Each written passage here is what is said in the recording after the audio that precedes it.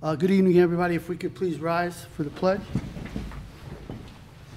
I pledge allegiance to the flag of the United States of America and to the republic for which it stands, one nation, under God, indivisible, with liberty and justice for all. Please take notice of the exits. There's one behind us, there's one behind you over there, and there's one behind you over on the other side. I'd like to welcome you to the January 25th Town Board meeting. Clerk, can we get a roll call? Yes. Councilman Cypress? Here. Councilman Larka? Here. Councilwoman Lewis? Here. Councilman Mazzata? Here. Supervisor Durante? Here. I'd like to make a motion to come out of executive session. Do I get an aye? Second. Just say all in favor. All in favor? Aye. Aye. Thank you, guys. I'd like to make a motion to open the public hearing for Twin Oaks Ventures, special permit for Equestrian Center at 189 Brewster Hill Road. Second. Thank you. Roll. All in favor. All in favor? Aye. Aye.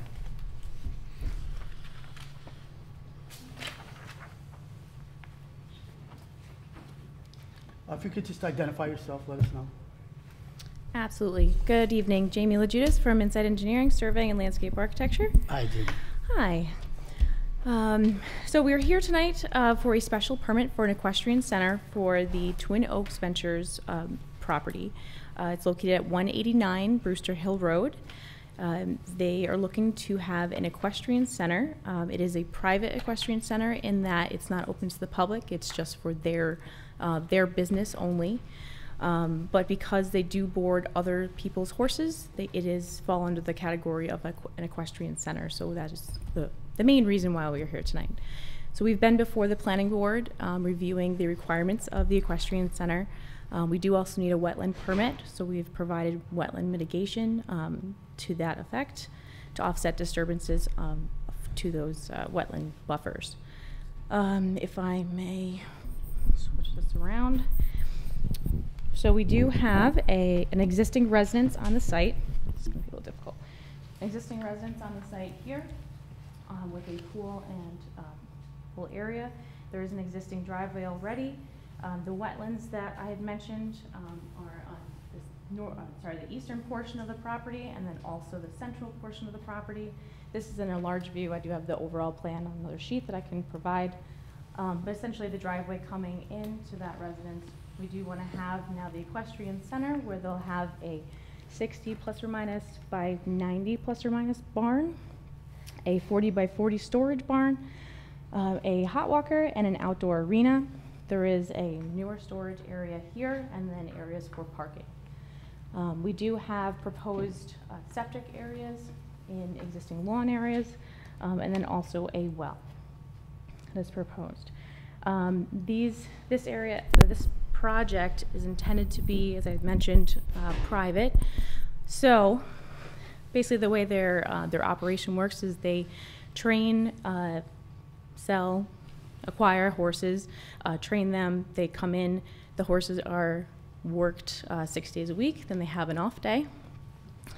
When they have an off day, they're essentially turned out into the pastures where they can relax, essentially, but this is not intended for them to go out and feed or graze on the paddock areas. Not to say that they're not going to, but grain and hay will be brought in on site on a regular basis, and then the newer storage will be rolled off or taken out on the roll-off dumpster weekly. We meet all of the setbacks that are required for the equestrian center, and we're currently before the health department and the DEP for those approvals. Okay. Thanks, Jan. I can show you pictures of the barns if you wanted to see them. Sure. Yeah.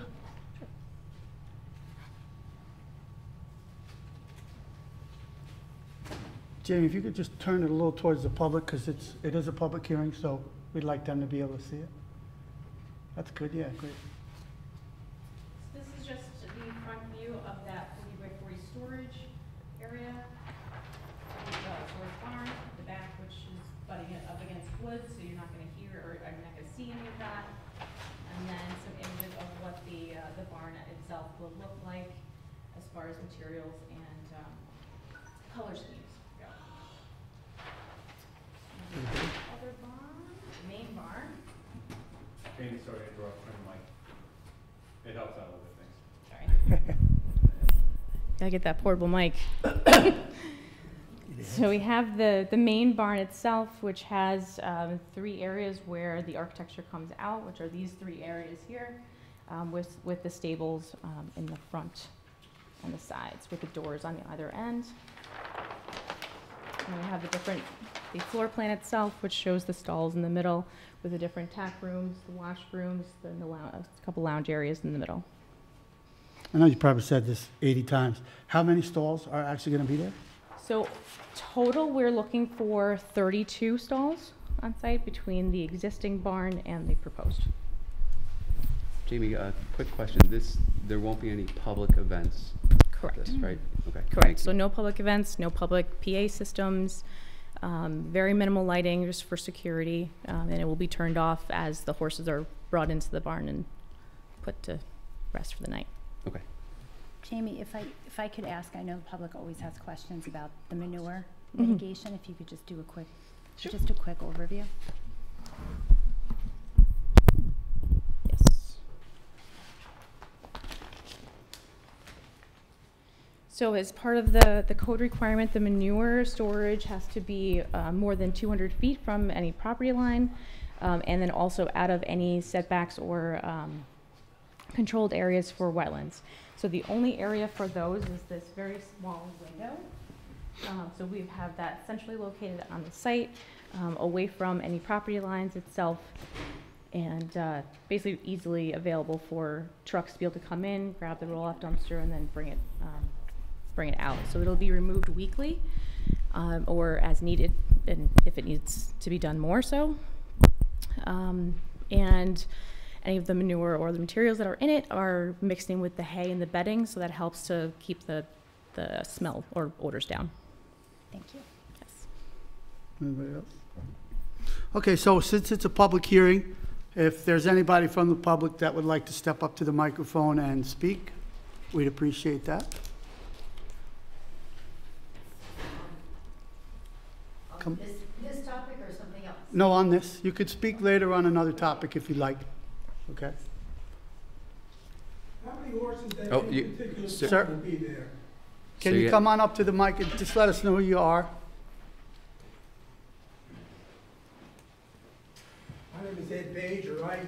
Back of my property borders this property. I'm on Tamarack Drive. Okay. So one of my concerns is how much noise will be generated by these animals, and what's the maximum number of horses that can be on the property at any given time? So this is a unique situation. So the way the code reads, you're allowed to have a large number of horses. But and when I say large, I mean like over 180 is what is permitted by code. We're going to be nowhere near that. 32 horses, I'm sorry, are the maximum number that we will be housing on the site at any given time. But I don't know that they'll actually get to that max. Is that in the special permit, that number, or is that just? That is part of what the do you special. expect? Okay. That's part of the special permit. Yes. And Jamie, also, if I remember correctly, this is operational only in the summer, not the summer months, but the warmer months, and then they move their operation to another state, correct? Correct. Yes. Okay. So Jamie, what's going to happen in those months where they're not there?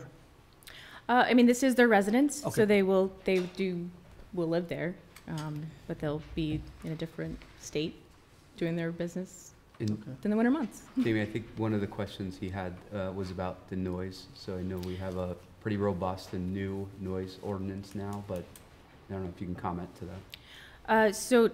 I mean, horses aren't necessarily that loud of animals, and I don't know that there will ever be 32 horses. Maybe you can speak to this too, but I don't think there will ever be 32 horses out at any given time all at once, making a large volume of noise. And again, this is not open to the public, so we're not having events, we're not having shows. This is not coming in. There are no lessons that are coming in from people, just generally walking in saying, "Oh, can I ride horses today?"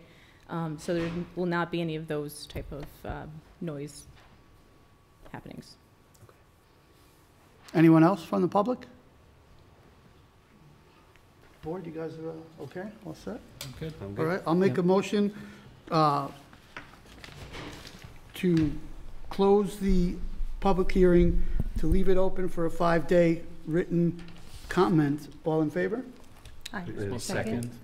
All in favor. Aye. Who's second? I did. Thank you, Jamie. Just put Eric. I think you're all set, right? Thank you very much. So is the board open to a resolution at the next meeting? Yeah, I guess we have more than 5 days. That would be the Say 8th. February 8th is the next meeting. We could do that, right? All the resolutions prepared by that time. Okay, yeah. February 8th. Fantastic. Yes. We'll see you then. Thank you, James. Thank you very much. Have a Thank great you. evening. Should you reach out to Chris to get on the agenda, or you got it? I'll take care of it.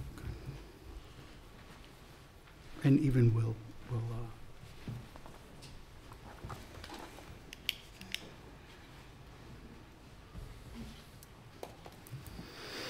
Okay, I'd like to make a motion to go into the work session. Do I get an aye? Who was second? A second? Second. All in favor? Aye. So our work session is with Everblue Lakes. They did some intensive work and analysis from the Tenetta Lake. So this is John Tucci. Do we have to do anything to turn that on? Did it not come on? John, are you set up Oh, with never the... mind. Just had to wake up. Good evening, boy. John Tucci, Everblue Lakes. Hey, John. Go ahead to proceed. Yes. Okay. So we were engaged by the town to study the watershed around the lake to see the level of pollutants, really fertilizers, nothing toxic or anything like that, but the level of fertilizers that are making it to the lake that spur weed and algae growth in the lake. And we also did a water quality study through the season to assess the degree to which the lake itself has been overloaded and impaired with these nutrients. So we've delivered 2 reports to the town. One on the watershed findings that we had. That resulted in 2 projects that are nearly completed, but we didn't get to full completion just because of weather, and we will be getting those completed. On 2 drainages that we've improved as a result of the watershed study. We delivered a water quality report to the town as well that has detailed findings and data on what we're seeing in the lake itself. This presentation summarizes that, and also, because of what we found, does provide a proposal for consideration, future consideration for improving Lake Tenetta. So that's the purpose and the focus of this presentation. This was developed for review both through presentation and in writing, so there's a few slides with a lot of writing on it. I'm not going to read those. I will summarize very quickly and try to move through this fairly quickly. No worries, John. So, executive overview, just like I said, we did the watershed and lake analysis. The lake, one thing people need to know is all lakes in this area and in developed areas around the country are under tremendously more pressure for harmful algal blooms, poor water quality, and growth of things that you don't want in a healthy lake or a lake that you want to swim in and use. Lake Tenetta is no exception. And in fact, one of the things that has kept Lake Tenetta better than many of the lakes in the area is that prior to our studying the situation with the lake, and as a result of our study, it is clear that this town has done a better job than most in handling the stormwater around the lake and either cleaning it or keeping it away from the lake so that those pollutants can't enter the lake. But we did find a couple of drains that could use improvement. We found 3, and the town immediately jumped on the top 2 to actually spend some money and do something about it. So that's to the town's credit. Unfortunately, when you think about impaired lakes, you have to not only look at what's coming into the lakes today, but you have to look at the state of the lake itself as a result of years and years of accumulated watershed loading. So we did that And in fact, the data on the in-lake water testing shows that the lake is suffering from being overfed with these nutrients and fertilizers, and as we saw this summer, very susceptible to harmful algal blooms, overgrowth of weeds that you don't want taking over the lake. And so there is room to do some work on the lake itself. Now, we delivered a fairly detailed report. This one slide kind of tells the whole story. So in June, we came out and sampled the water quality of the lake. And in June, you had good oxygen, you had good oxygen levels in the lake, getting a little bit run down toward the bottom. And your phosphorus, which is the key fertilizer that drives weed and algae growth, was pretty low and under control. By the second trip to the lake, however, oxygen levels dropped at the bottom to below, well, basically zero, which is below the level that you want to maintain at in a lake to prevent the fertilizers that are stuck at the bottom of the lake from releasing up into the water. So when a lake runs out of oxygen at the bottom, all of that muck and compost that's at the bottom can release the phosphorus or fertilizer that's in it up into the water where it's now available to feed algae. And so you can see oxygen down, phosphorus way up, particularly at the bottom. This gray line is the level of phosphorus at the bottom. And you can see that then starts to bring up the phosphorus levels in the middle of the water column and eventually even at the surface. And all through from kind of this period in July through the end of the season, the lake was experiencing some pretty severe blue-green algae blooms. So this is what's telling you that we need to maybe look at what's going on in the lake as well as continuing to work on the watershed. Make sense? Mm-hmm. Okay. The other factor that we look at is how fertile is the soil at the bottom of a lake. A lake is a lot like a farm field, except it's got water on top. So the more fertile your soil at the bottom, the more growth you can get in the lake itself. And unlike a farm field, we don't want a lot. We don't want overgrowth in a lake. We don't want too many crops in the lake. So the more fertile the bottom, the more likely you're going to have more weeds than you want and more algae than you want in the lake. And so we measure the fertility of the lake bottom sediments. This line here is where a very healthy lake would be either at or below. 10% organic compost at the bottom of the lake. Unfortunately, across our sample areas, Lake Teneta is closer to 35 to 40% organic, meaning it's highly fertile soil at the bottom of the lake. So no matter how good we do at stopping everything new from coming to the lake, there still is a storehouse of fertilizers in the lake that we believe needs to be dealt with if you want to get this lake healthier and less at risk of harmful algal blooms. So we've developed a proposal. We know this is not budgeted, and we're not, this is not like your lake's not going to die if you do this tomorrow, but this is something that the town really should think about trying to figure out a way to do to improve the health of the lake and really make it an asset to the community versus risking that it's a lake that's going to be shut down for swimming for many summers, or every other summer or every summer as weather conditions dictate.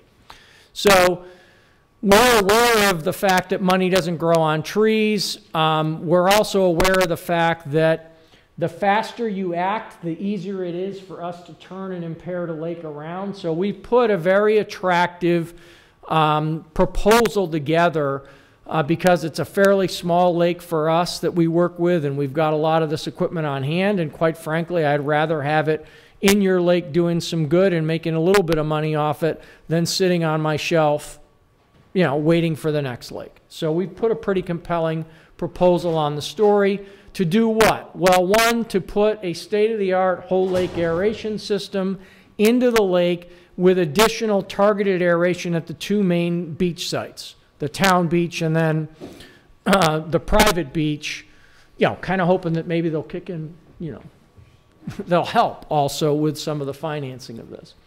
And then also the introduction of a biological treatment technology that we've developed that will, you know, deliver a treatment to the lake that is natural and consists of beneficial bacteria. And the philosophy behind this is when Mother Nature has a mess it wants to clean up, bacteria, the right kind of bacteria for that particular mess, in this case phosphorus and nitrogen and organic compounds at the bottom of the lake, are the best soldiers to put into the fight. When nature has a mess, they send in bacteria to clean it up.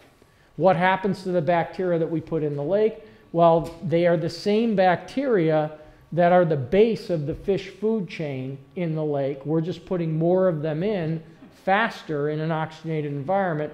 So we're actually trying to convert that compost pile at the bottom of the lake from food for weeds and algae into food for fish.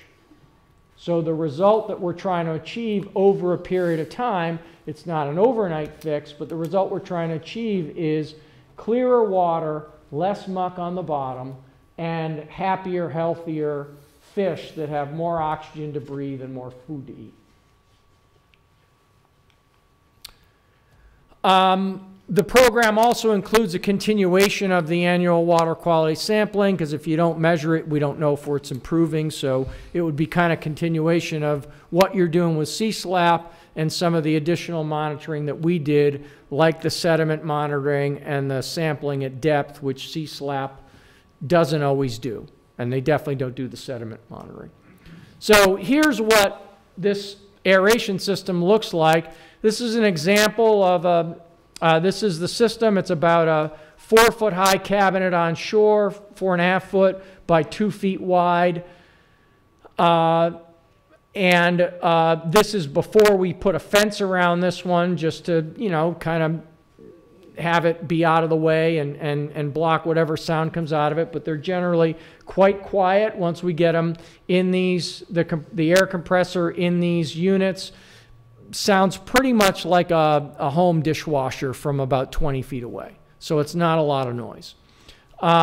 This is an air manifold that takes the air from the compressor and distributes it out to the lake to these specialized diffusers that are at the bottom of the lake, and they create a very tight bubble column using that air that creates a circulatory system for the lake. And so these bubbles push the dead water at the bottom of the lake up to the surface, where it gets oxygen and pulls it back down.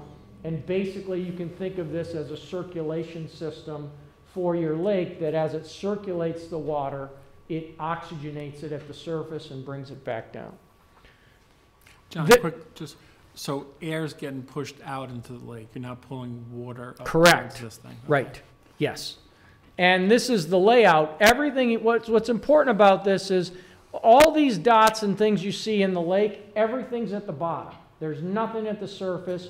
You'll see like a gentle rolling boil at the surface on a calm day, where you have these. On a windy day, you'll have to squint, or you might not even see what these things are doing out there. It's a pretty aggressive design. It will definitely aerate this lake and keep oxygen throughout this lake all the time at very high levels. John, can I ask so that's one compressor is feeding all of those diffusers? Yes. Okay. And that's kind of what we specialize in, is these scalable large lake aeration systems as opposed to kind of small backyard pond systems that if you try to use that technology, you'd have 10 compressors on the lake instead of 1.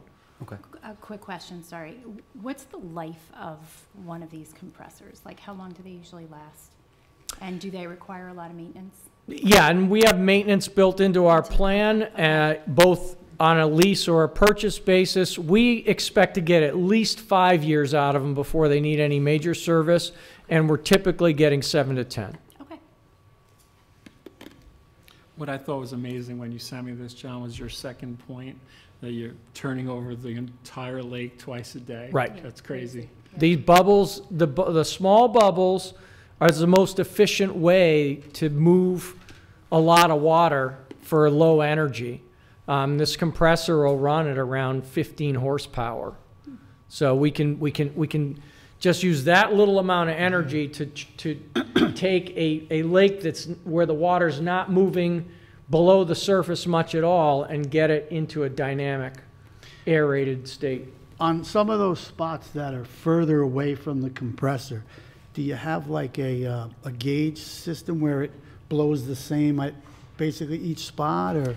The manifold has, and you can get fancier on this than we typically do, but that's what our service is the manifold has control valve for each individual diffuser. So these are not run in series. Everyone's got its own home run, with the exception of a couple around the beaches. We may run two up, you know, but they basically, everyone has their own home run so that we can control the pressure and the flow to each diffuser independently and make sure they're all even across the lake.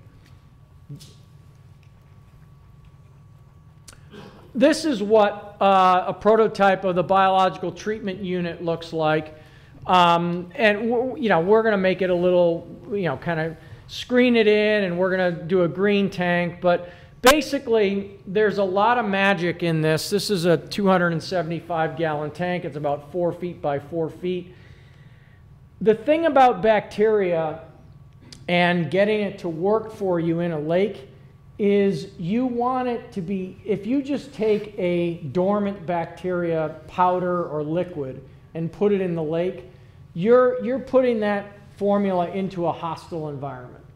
The blue-green algae, the weeds that you have in the lake, all want to dominate that environment, and many of those organisms have toxins to prevent other organisms that might fight for the dominance in the lake from taking over. And so the reason we've developed this device is that we can activate and grow and get actually working and eating countless trillions of bacteria in a controlled environment before we put them into your lake. So our soldiers are armed up with body armor, and they're ready to go fight for your lake, basically. Versus if you just put a off-the-shelf powder or liquid into the lake, you've got babies that need to be born and need to grow up to be soldiers to fight for your lake. So this is new technology, and it's really starting to revolutionize the results we're able to get at reducing the compost at the bottom of the lake and battling algae dominance in the lake itself. So, you know, I'm not going to go through all of the features and benefits of this thing, but we're the only folks that are doing this where we're actually brewing and activating the treatment and putting it in your lake so that you're getting fully, you're getting fully activated treatment versus hoping that something you spend money on works. These are the numbers, believe it or not. So off-the-shelf bacteria have 3 to 5 billion colony forming units per gram, which is a lot, 3 to 5 billion, right? When we brew that out, we turn that 3 to 5 billion into, I think this is 30,000 trillion. Something crazy like that. In 10 hours. So these units are designed to brew for 10 hours and then deliver that treatment into the lake twice a day, basically. Every day if you want. We can program it for 5 times a week, 1 brew a day, 3 days a week. As we see how your lake is responding, we can customize the amount of treatment up or down to react to the conditions.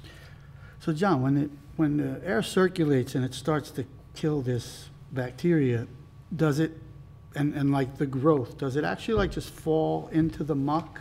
Does it move around the lake? Do you know what I mean? The dead algae and the dead weeds? That it's actually starting to destroy? Yeah, well, that's a great question. So I think so yes, basically anything that dies in the lake goes to the bottom. What we want to do is what we want to do is prevent most of all. So we want to get lakes to stay in the condition your lake was in June and keep it there so that you never get so much growth that you've got all this massive die-off that then either falls to the bottom or gets pushed around the water column and makes the lake look turbid or nasty looking. Yeah. So this is about trying to, and lakes can go through a bit of a healing crisis where it takes a year or two where the lake doesn't look perfect. It's improving, but it's not perfect, but it takes some time to get, for this treatment to really kick in and fully turn around the lake. But I would expect on your lake, on any given season that we start, if we start at the right time, you will see a noticeable improvement in that season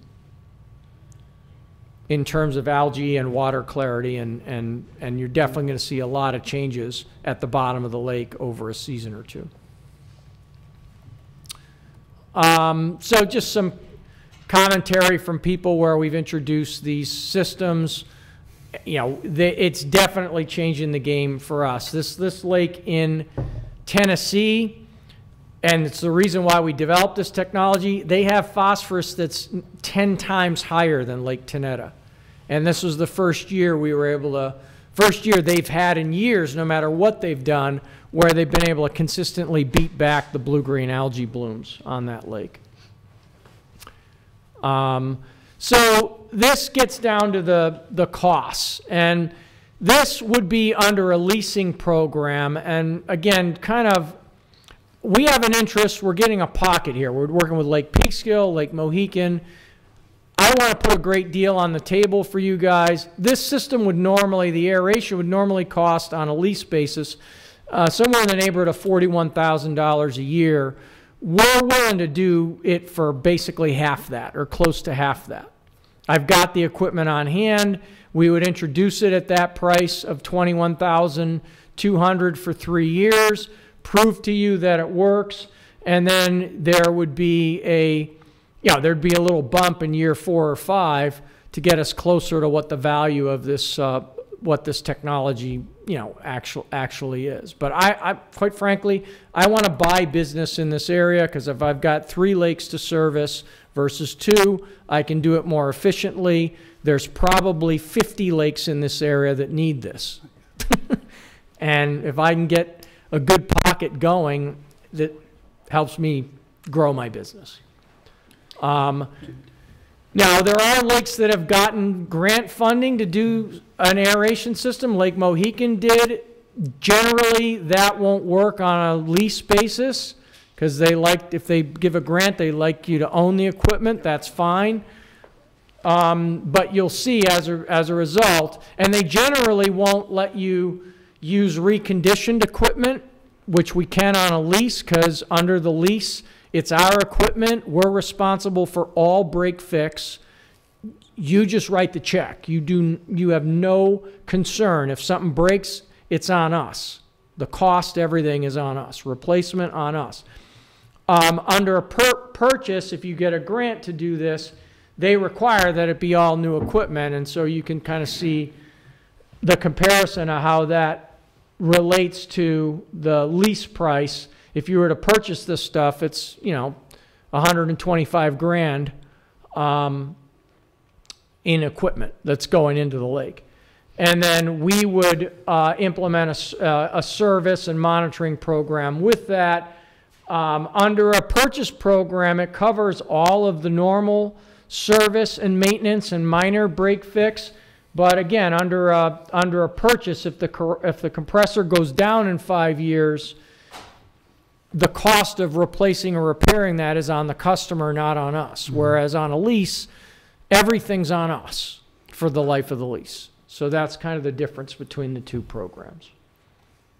Yeah, I mean, frankly, John, the lease, would probably be easier on our budget. But like I said, I reached out to our assemblyman, and he said leases are generally no, but maybe he could help with the purchase. But I'll tell you, you might be better off and be able to more easily get, if you could fund the in-lake stuff yourselves, it's generally easier to get grants for watershed work.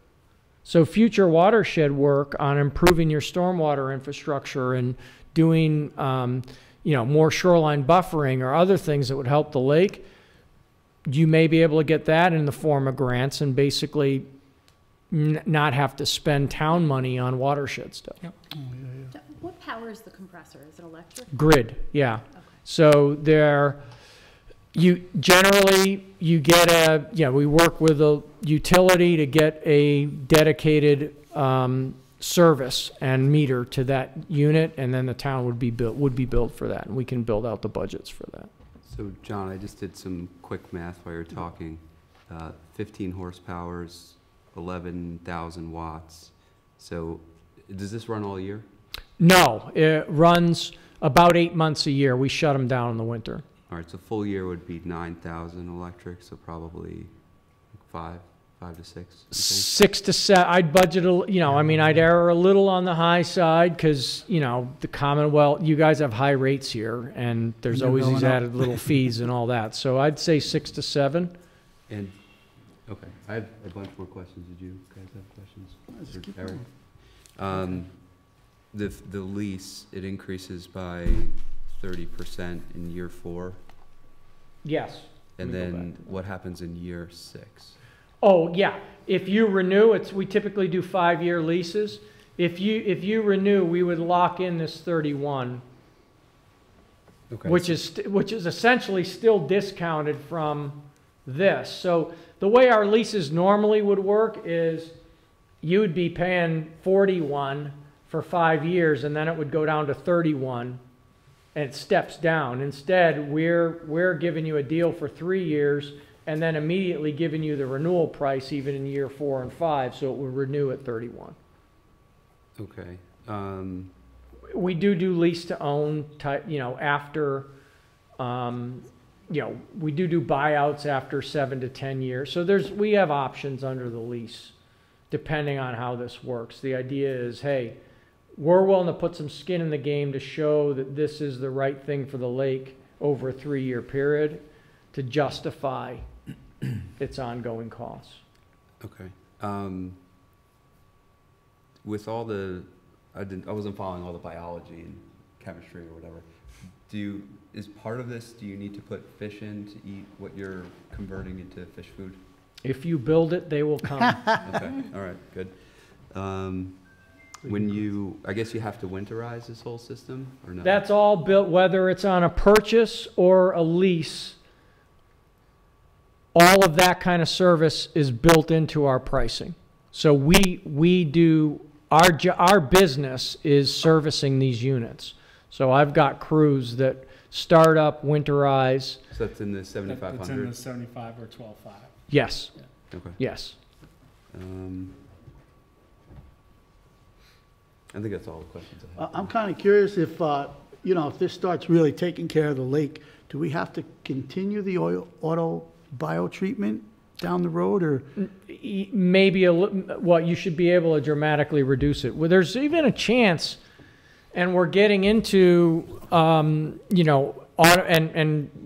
building into your ongoing monitoring system. We're getting into automated or real-time monitoring of oxygen. So there's even an opportunity to have it be more of a smart aeration system over time, where we're not running it 8 months a year. Maybe we're running it 4 or 6, or we're running it 8 hours a day or 12 hours a day, or for certain, for the heavy months, and even less in the light. Basically, spring, once a lake gets balanced, aeration is less important in the spring and in the fall. You really typically need it in June, July, August, and sometimes into September, or sometimes it's July, August, and September. So as the lake improves, we would see being able to shorten the season. Okay. It's not a public hearing, but there's some Yeah, people yeah. from the committee, Yep. the Town Lake Committee. I asked him. Okay. Do you guys have any other questions? I have one. Is there ever a point where the lake is healed? And there are other efforts that could be done afterwards? Just more, once you've healed it, maybe collectively we could do something environmentally around it to keep it from going back to where it was? Yes, it's all about the watershed. The challenge that we're seeing, though, is that there's been a literal sea change in the phosphorus pressure. I don't want to get into There's been weather issues, let's just put it that way, where, and climate change, quite frankly, that is making it much harder for our lakes to stay healthy with no help.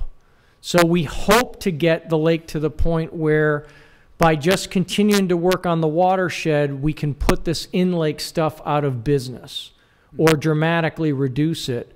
I can't promise you that because it seems like every year it's getting harder and harder for lakes to stay healthy. So all of these wildfires that happened in Canada, guess what all that smoke had in it? Yeah, that's something. Phosphorus and nitrogen. You know, we just had how many 6-inch rains did we have this fall? 3 to 6 inch rains in a matter of a few weeks, when maybe, 15 years ago they had maybe one of those every 5 years kind of thing. So, but the answer is the watershed. The more we can protect the new stuff from coming to the lake, as we clean up the lake itself, we hopefully can put the aeration system and the biosystem out of business. On that note, John, the work we did with the wastewater already, is there more that you think we should do if we go ahead with this, or where do we leave? I know we did the 2, but are there more that you feel we should do there? My answer to that would be, I think the data is, in a world of limited resources, I think the data is pointing you toward starting to do in-lake stuff. If you can't afford it, then yes, we can look at doing the next drain and the next drain in the meantime and see how much of an impact that has on the lake over the next couple of years. But if you can afford it, I think we got to attack the lake, because the oxygen data and the muck data tells me that even if you had nothing coming into the lake for the next 5 years, you've got 10, 15, 20 years worth of fertilizer to feed weed and algae in that lake. Thank you. So maybe to piggyback off their questions, and this may be controversial, the Tree Streets in that area has, I think, poor soils for septic systems. And so I just replaced my septic system with a tank that has aeration, and supposedly clear, clean water comes out of it. How big of an impact do you think septic systems are having on the lake, and is that something that we should look into for those communities as a recommendation, let's say, for now? Yes, because the challenge for your lake is the slopes around it. Mm-hmm. So gravity is not working in every lake is a low spot, but your lake is a severe low spot with a lot of high ground above it. So gravity is pushing whatever's in the leach fields down toward the lake, not at a rapid rate, but those leach fields have been delivering nutrients to the soil for decades. So those plumes are getting to the lake, and they're being resupplied every year. So absolutely, septic pump out ordinances are good ideas if you can put those through. We have it. Trying to find infrastructure money to do sewer or septic, to do big projects. If you can get federal money to get better sewering around the lake, is absolutely worth it.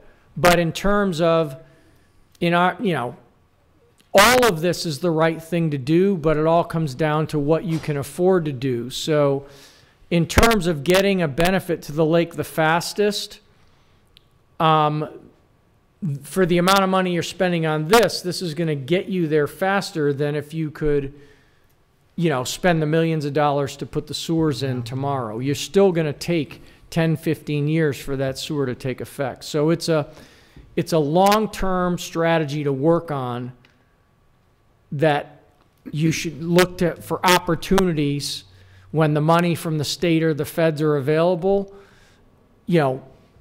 Have your ducks in a row to be the community that gets a chunk of that money to put sewers around the lake. That would be absolutely worth doing.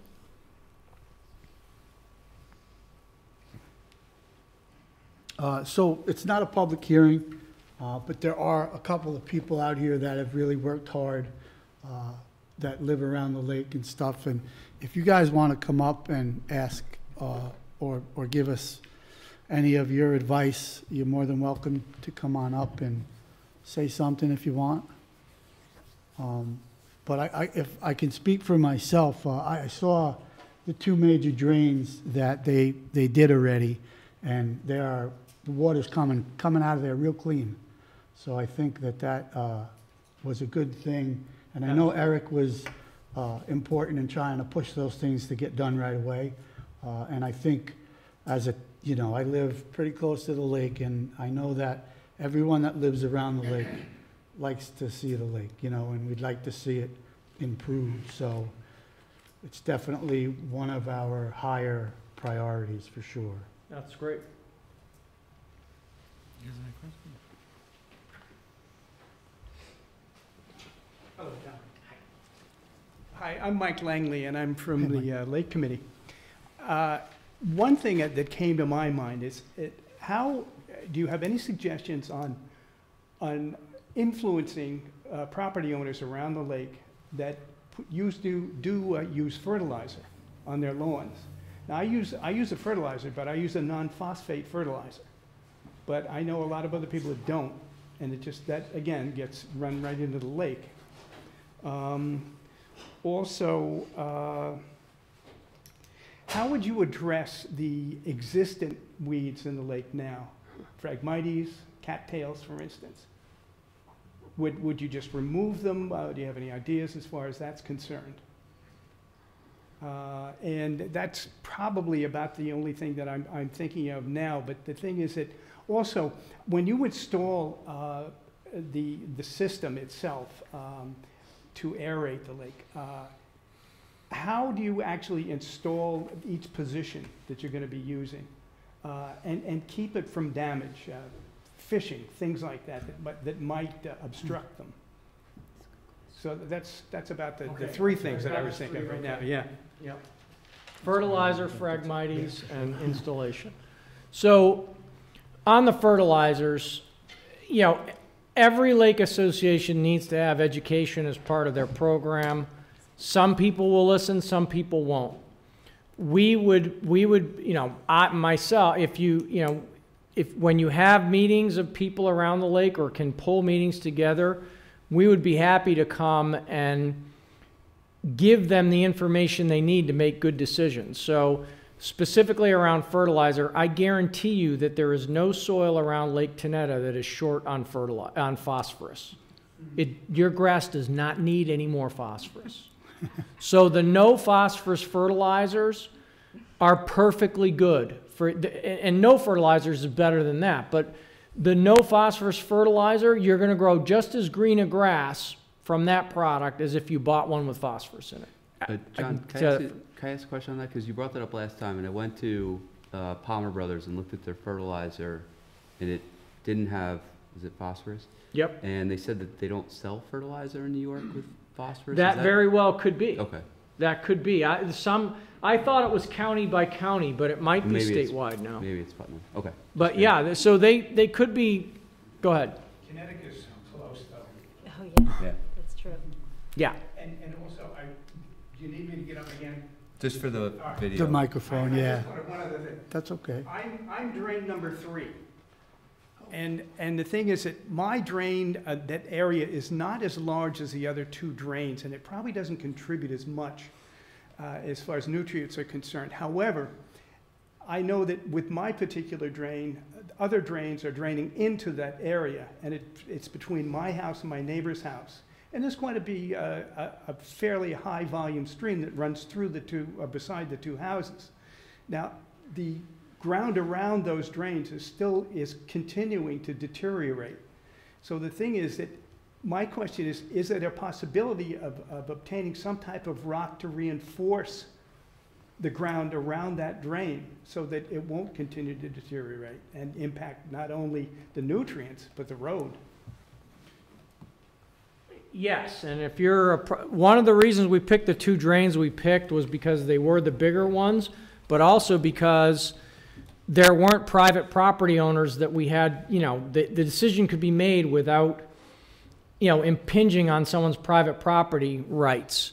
So if you have a drain that's a problem and you and your neighbor are willing to have some work done on it, and it is smaller than the two that we have, there are probably things we can do for probably next to no money, you know, even significantly less than the first two, to improve that runway. So we did identify yours, but we were kind of like, well, I won't put this one first because it's not as big and it runs all the way down between two houses, and we don't want to. Yeah, we want to get some other things going first before we ask private property owners to let us get on their property and muck around. Fine with me. Anytime you want to do it, it's fine. Good. So then the Phragmites and cattails. You know, yes, Phragmites is invasive. Getting rid of it is not easy and it's expensive. It can be done. My thought process on that is I would look at Phragmites and cattails if they're causing a nuisance to a particular property in terms of your view of the lake or your ability to enjoy the lake, then I think that is where you would start to address some of the Phragmites and cattail issues. Now, as we clean up the muck in the lake, we should see some recession of those cattails and Phragmites fields that are starting to grow out into the lake, but that's going to take a long time. So the expense of clearing the lake from Phragmites is probably not worth the cost because that stuff is tenacious and it's going to come back. But getting it under control and trying to at least get it out of areas where it's really causing a nuisance to people may be possible. And there's ways to do that if you cut it below the water line. And then if you have to, once you cut it, you can dribble it with permit, you can dribble in targeted herbicides that'll get at the root. To do that across the lake, you know, you probably don't have the, it's not going to help the lake enough to make it worth that expense. I'd rather deal, yeah. So I think I've answered that. And then last on the installation, even under the purchase option, this equipment is very durable. So we have it on all sports lakes with 200 horsepower motors driving through 5 feet of water, and we get some line cuts and stuff like that. It's very easy to fix if it breaks. And on a lake like yours, where it's a kayak lake, you know, you're going to lose a lure. You're not going to hurt our equipment if you hook it with a fishing line. So, and if something gets dragged out of place or something does get minor like that, airline gets a puncture in it, that's the kind of stuff we fix for free under the service program. It takes us 5 minutes to do it. And if one of the pipes break in air is free, does the unit kind of tell you? We train people around the lake to know what to look for, Okay. and if they see wild bubbles anywhere in the lake, that means Something's we've up. got a cut line. They got to call us and we come out and fix it. Yeah. Or it's a really big turtle? Yeah. Could be Mike's job. Mike could look for wild bubbles. Does anybody else want to ask John something? Yeah, just come up. Oh, there you go. I think we all know this guy up here. I don't know. So, hi, for those of you who don't know me, my name's Jared, and I'm the new Director of Parks and Rec for the town. So, hello. Nice to meet everyone. And before I ask you my question, John, first of all, I just want to say the presentation was great, because I'm definitely a total layman when it comes to this stuff, and I appreciate you making it so that, you know, people like me can understand it. But so I just wanted to say, I know that this, I've just come into this position, and, you know, having, you know, starting to discuss things with Kathy and learn from her and speak with Nick and Eric, I know obviously how important this is, and I, you know, see how great this natural resource is. And so I, in my position, although it's only a small part of this team, I'm definitely committed to, you know, helping realize the, you know, the solutions and see those things come to life. So I just wanted to make that statement. I have a lot to learn still, but definitely committed to doing that because I know how important it is, and I know Kathy, you got the ball rolling, and we're going to keep that going. And I know Supervisor Durante definitely feels the same way. So my question for you, John, I guess, is I'm like a data guy, with respect to learning about things. So I'm wondering, of the systems that you've put in, what kind of results are you seeing? I don't know if I'm new to this, still, and I missed part of your presentation, but I'd love to hear about other towns, other municipalities, or lakes in general, and what kind of results you've seen. So, and sure. Nice to meet you, by the way. Thanks, Jared. Yeah, and part of your due diligence moving ahead is going to be to ask for references, I'm sure, and case studies, which we can provide. We've had very good success, but not perfect success. So we've had some clunkers too. For example, just to show you the scale that we can work on, there's a 500-acre lake in Connecticut that had beach closures for 20 years straight due to blue-green algae. Sometimes it was for 3-4 weeks of the summer. Some summers it was nearly the entire summer. We implemented in 2020. The beaches were open all of 2020 for the first time in 20 years. 2021, we had a 2-week or so closure because that summer was the worst rain year they've had in 50 years. 22 and 23, we have, and I get some of my best marketing from the town's Facebook site. People are literally saying, this is the lake we remember from 30 years ago. We've never seen it we haven't seen it like this since I was a kid. So that's one example. We've got My Lake in Michigan. We can show you, that was one of the ones we started with, so we've been doing it the longest. We can show you a depth map from 1969 that the Michigan DNR did to show how deep the lake was. We can show you another sonar-generated depth map in 2013 before we started that shows the lake 3 to 5 feet less deep across the entirety of the lake because it filled in with muck from dead plants and dead algae over from 1969 to 2013 and septics and everything else. And in 2021, and there was a gradual project, but it's the most erratic. By 2021 map, you can take the 21 map and the 69 map and put them side by side, and the 21 might even be a little bit deeper than the 69. So we restored that lake bottom in terms of its depth and getting rid of that compost back to what it was before 1970 in 7 years or 8 years. And I'm not sure, our lake is like 114 acres? 73. 73? Yeah, it's under 60 to 70 acres. Yes, it's a little smaller than 500. Yeah. Google says 73. I was actually going to ask before, does the size of our lake also contribute to higher phosphate issues? Because it's so small, it has, it's... Yeah, I'd say that's part of it. I think it's the slope. Oh, it is. Okay. You've got a relatively small lake with this giant mountain, that gets all kinds of water, and everything that comes down, it's just gravity, gravity. So yes, it is a very small concentration point for a lot of stuff. A lot of stuff coming in. Anyone else? John, you mentioned timing, about getting this thing in the water at the right time to get it ready for a season. Can you kind of... Yeah, optimally, it's good to get this thing, get the aeration up and running, before the middle of June at the latest.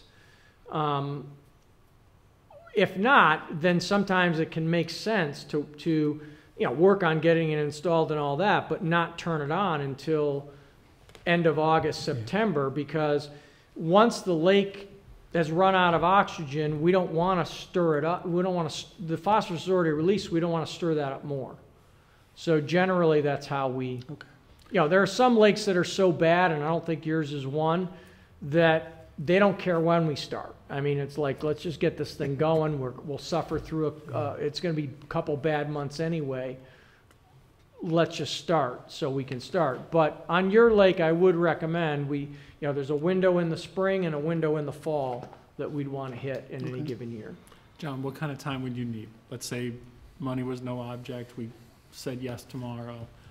What would you need to do this project? A couple weeks notice, and the biggest holdup is going to be getting a power feed to feed the compressor. Working with, is it Con Ed here? It's Con. NYSEG. Are they better than Con Ed? They are better than Con Ed, I think. The timing could be challenging. Yeah. I can see that being a challenge. And how long does your installation take when you start? A week. That's all. Wow. Okay. Could, if we have facility on the lake, could we just run power from where we? Very possibly. We have to look at how much amperage you got available, and the one tricky thing about how we power these things is that these compressors are all industrial three-phase compressors. Oh, we don't have three-phase. No, I know, but we use controller technology that'll digitally convert single-phase to three-phase. The only problem is that on the single-phase side, you need to have double the amperage that the compressor actually needs. That's how the code, it's not that you use double the amperage, it's just that's how these machines are designed, and that's how the code is set up with the the inspectors and stuff. So if we're gonna, so we basically need a 100 amp circuit to run that machine. Okay. If you had that available, we could go right away. Okay. Anyone else? Well, yeah, John. Oh, yes. Had a statement more than that. I'm Sean Hamilton. I'm the Tornado Lake Advisory Board, also a long-time Tornado Lake person. I was at my other Council of Industry meeting the night we had the Economic Development, Empire State Economic Development present to us, and one of the significant line items in their presentation was that there's a lot of watershed money available. I heard what you said about not wanting to buy it outright, but it might free us up to do some of this remediation. But there seems to be no shortage of money to hand out to watershed and Clean Water Act. So it might be some synergies there, and 200 amps doesn't seem to scare me with that facility you got at the end of the lake. So we might already have your plug. Anyway, thank you. Well, we appreciate you coming down. Thank you. Yeah, my Thank pleasure. you, John. We'll be talking with you soon. Okay, make a motion to open the regular meeting. Do I get a second? Second. All in favor? Aye. I'd like to move to waive the reading of the correspondence. Second. I get all in favor? Aye. I'd like to make a motion to approve the voucher list. Second. Second. All in favor? Aye. I'd like to make a motion for setting the meeting dates and public hearings for February. Second. Do I need a second for that, or I just go into it? I think you have to read those. Okay. All meetings will be held at 1360 Route 22, Brewster, New York, at 7 p.m. unless otherwise noted. First meeting is Thursday, February 8th, 2024. Second meeting is Thursday, February 22nd, 2024. Second? Second. All in favor? Aye. I make a motion to set public hearing for MS Coors LLC special permit for Sodom Lane for February 8th, 2024. Do I get a second? Second. All in favor? Aye. Want me to go? Yes, please. This is a resolution for the Arch Restaurant LLC, 1292 Route 22, liquor license waiver of notice requirements.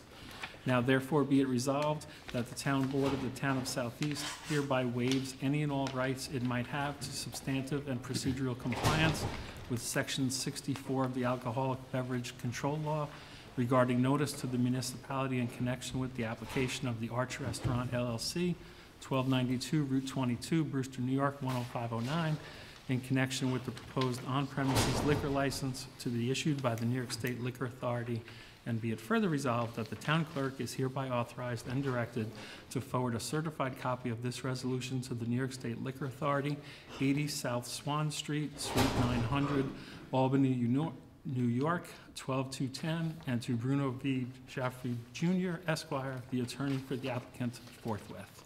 So moved. Can we get a roll call vote for that? Second.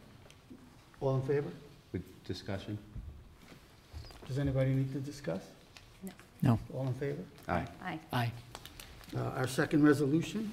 This is a resolution authorizing the supervisor to execute an intermunicipal agreement with the Village of Brewster.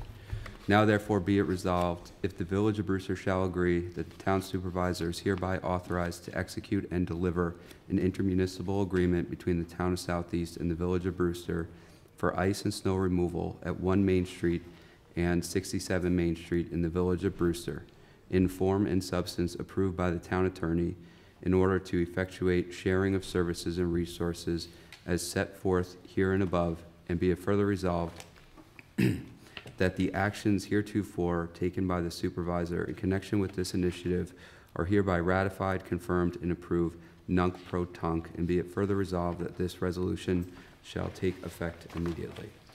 Any discussion? Second for Oh, discussion. second for discussion? Second. I actually wanted to just say, I think what we talked to Jim about was plowing and shoveling.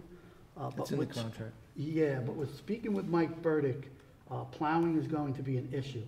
So I'm gonna tell Jim that we need them to plow, and we'll do the shoveling. Well, that would be a different agreement, right? Would that be? We just changed the agreement, but it's interesting because Kathy indicated that we should get them to shovel because in the past they haven't. And I'm surprised that Mike said that shoveling, that plowing would be something that we would undertake. So was I, but I think he's just so jammed up that to get into the village to take care of. Well, that's what I'm saying. So it would be, so it's gonna be plowing for those two areas, but you're saying not shovel? No, we would shovel. Jared said he would shovel, and the only problem, and the reason I'm kind of with him, is because they're not shoveling before 9 o'clock in the morning, those guys. So we need people getting into 1 Main, and if it's not shoveled. Did you want to make comments? Am I correct in that assumption?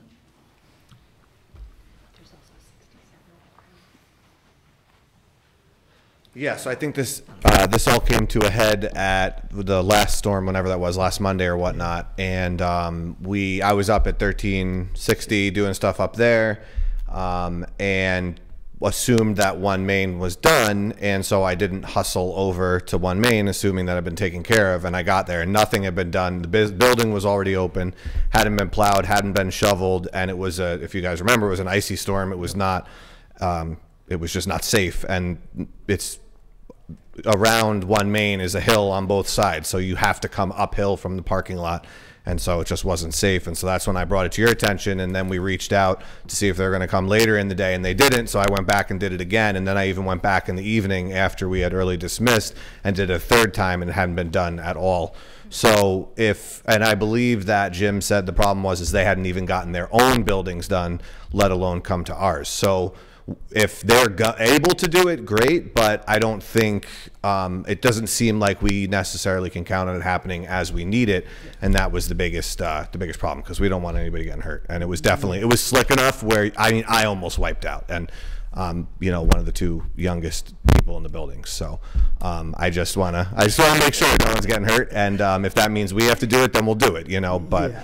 Better that than not knowing what's going on and getting this hasn't been done, that hasn't been done, and then the parking lot literally turned into a sheet of ice because we had been parking where it hadn't been shoveled, where it hadn't been plowed, and so in and out, we compacted the whole thing. By the next day, that's when I messaged you and I was like, they didn't even come overnight. And so the parking lot was just straight up dangerous. I was shoveling paths to every car. So yeah, so like I said, without that maintenance person in place, we have to figure something out. Yeah. So that doesn't happen. Yeah. So would we need to rewrite it if I ask him to do something other than what we wrote? Do we need to set it? Well, we need to rewrite the IMA. We don't have to redo this. Yeah, this is resolution. Okay.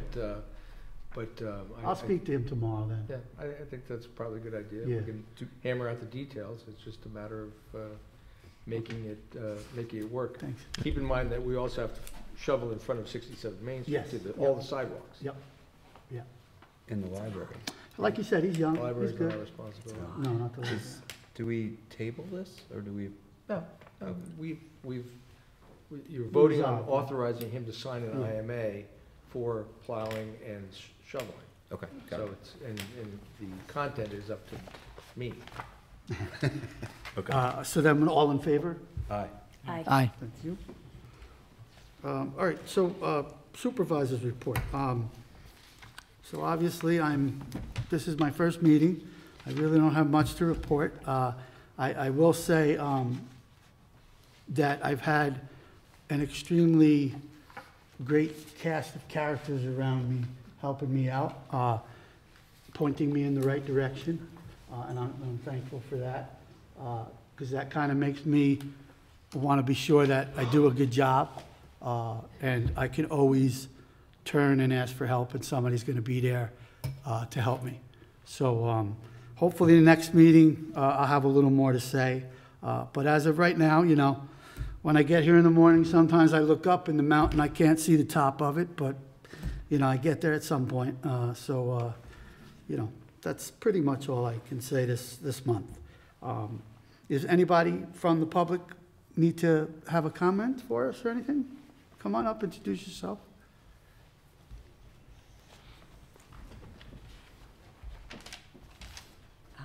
Okay, good evening. Thank you for this opportunity. My name is Alice Lynn, and I live at 747 Route 22, across the river from the village of Brewster. I'm here on behalf of myself and my neighbors to describe our neighborhood to you and the dangerous traffic situation we have. And we live on the 1/10 of a mile portion of 22/202 between Borden Bridge and Railroad Avenue. And we're a neighborhood. We're 19 houses fronting the highway. We live next door to each other. We're not off the highway, up roads on big properties hidden away. We're a neighborhood. And of course, the speed limit is 55. And so I have taken this, I'm here basically because I did go to the Putnam County Traffic Safety Board. I met with them in November, and I had charts and maps and all sorts of things. They were very interested and very helpful. But they told me, the Putnam County Commissioner of Public Works, and I'll quote from an email, said, "Your next step must be to get a resolution of support from your local municipality.